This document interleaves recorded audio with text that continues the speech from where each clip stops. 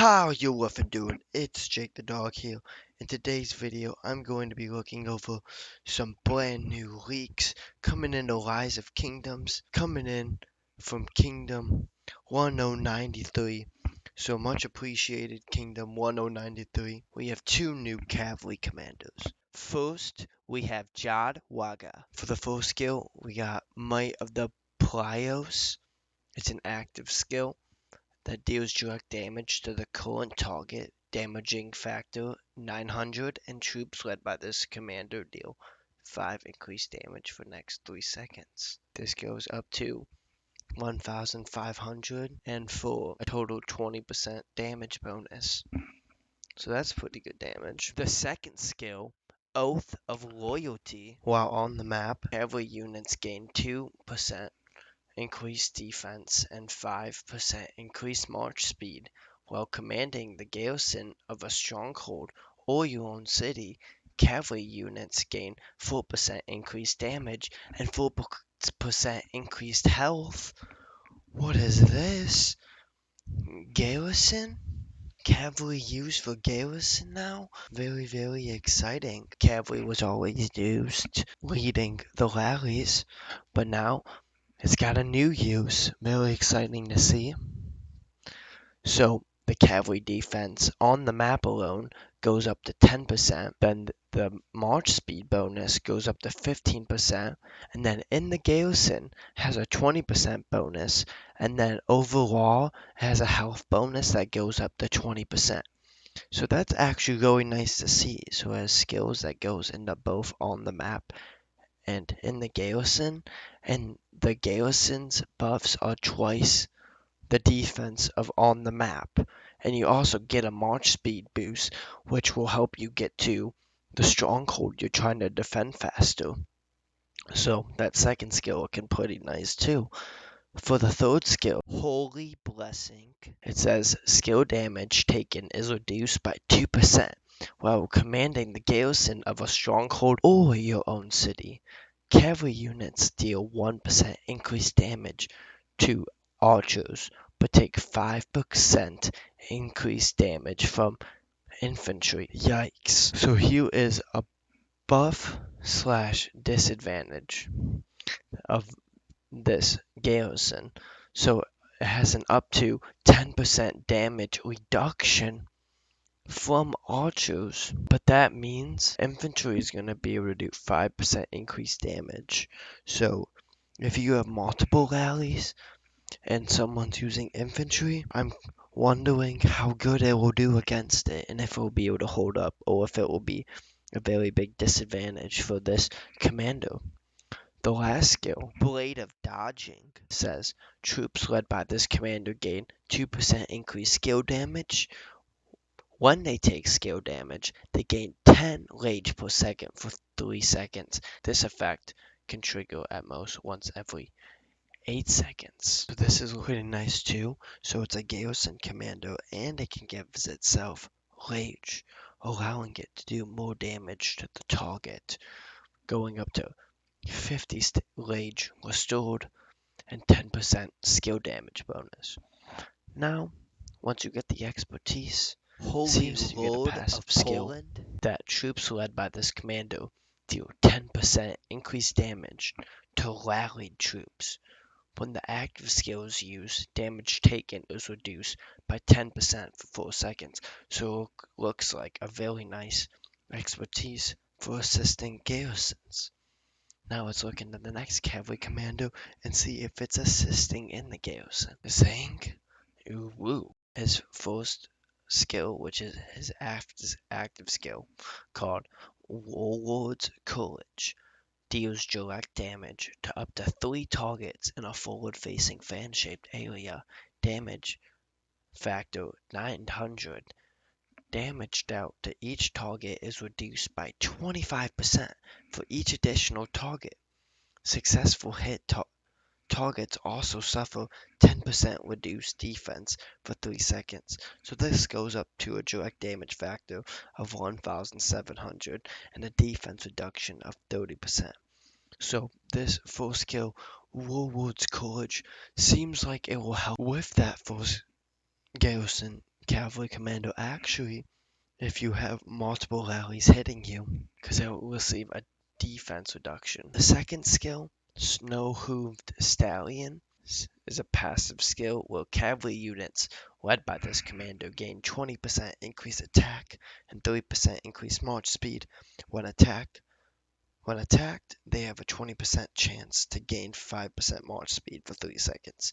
This effect can trigger once every 5 seconds, with a bonus up to 40%, a speed bonus up to 15%, and a triggered attack speed bonus of up to 25, which when someone attacks you, speeds you up. This is just another skill, just like what the first Cavalry Commando had, which allows you to get to the structure faster. The third skill, Conquer of All, is a passive skill that while attacking strongholds or cities, troops led by this commando gain 1% damage, and normal attacks have a 10% chance to deal additional direct damage of 200, which can trigger at most once every 3 seconds, of up to a 5% damage bonus and up to 400 direct damage. So this is a tiny damage buff, but it's nice if you are rallying. So it seems like we have a nice conquering commando. So it's assist and Garrison, and it's good for rallies. Now its last skill, its fourth skill, Forceful Spearhead, is a passive skill that says while on the map, after skill cost is reduced by 10 rage. After using the active skill, troops led by this commander will gain a stack of cavalry damage +1 and march speed -10% for 10 seconds. Another stack is gained if they are being surrounded. This effect can stack up to 6 times. You get a rage requirement reduction for your skill, a cavalry damage bonus, but you get slowed down if you get attacked, which I don't like that much. Now, once Zhang Yu gains his expertise, he unlocks Unbeatable Warlord, which is a passive skill where troops led by this commando deal an extra 10% skill damage.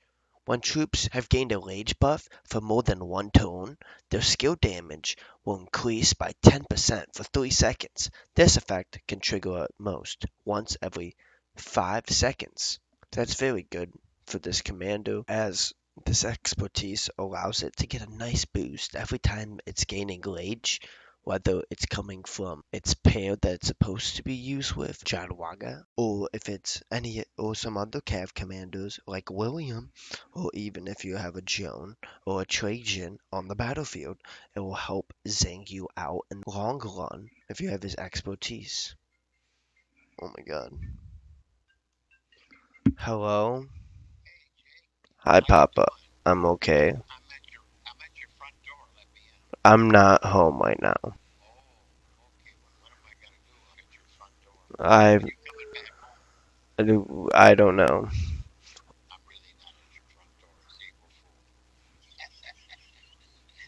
After being fooled by my grandpa, we're gonna head right back into this. Next, we have a very exciting leak showing off the new skill lock system. As I said in a previous video, I was hoping you can pick and choose between the 4 skills. So like if I wanted to go for the 4th skill only compared to any of the 3 other skills, I would be allowed to.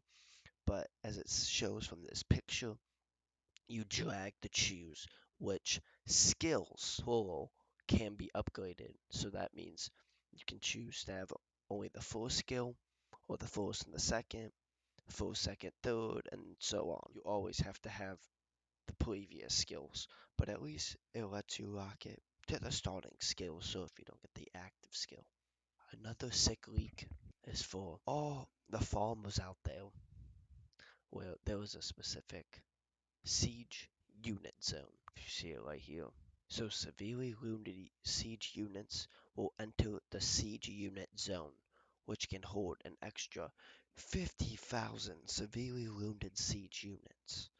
Once the zone's capacity has been reached, any additional severely wounded siege units will be sent to the hospital with other unit types. So That's also really nice because if you're trying to fill your hospital or if you're not trying to get deads and still farm, etc., you have less of a chance of getting deads if you start getting siege attacked because siege fill up the hospital extremely fast. Another very, very important leak is a leak about the new forge crafting system. So now in the future, we're supposed to know the percentages of forging, but now they actually get increased. So when you forge the same piece of equipment multiple times, the chance of gaining a special talent bonus will increase each time until you get one, as follows. So the first time you forge, you get 11%. Second forge, you get 22%. On the third forge, you get 33%. On the fourth forge, there's a 44% chance. But on your fifth forge, you will 100% of the time get a special talent, which this is very, very phenomenal and good for any free-to-play players, as crafting armor is one of the most difficult challenges and things to focus on. But now you actually at least have a guarantee with making armor, and now you know you have to save up to 5 forges or aim to, so then you can ensure that you have a chance of gaining a special talent bonus because you have to do this in succession. Now we have one more leak, and I appreciate you, Kingdom 1093. Thanks for all these awesome leaks. There will be an overall kill points, which show on your profile your overall kills, and then killing / severely wounding different tiers of troops will grant different amounts of points. Governors will be linked by their total scores. It's showing how many kills you truly have, and then you get a total amount of points from it. So, and you only get this from killing or severely wounding troops. And then add up to show how many kills you truly have, so people know in your profile stats. Leaving at that, if you enjoyed these leaks, make sure to smash that like button, subscribe, let me know what you thought of the video, and leaving it at that. I hope all you wonderful people have a good woofing day. Bye-bye. Baking pancakes, making bacon pancakes. Take some bacon and I'll put it in a pancake. Bacon pancakes, that's what it's gonna make. Bacon pancakes.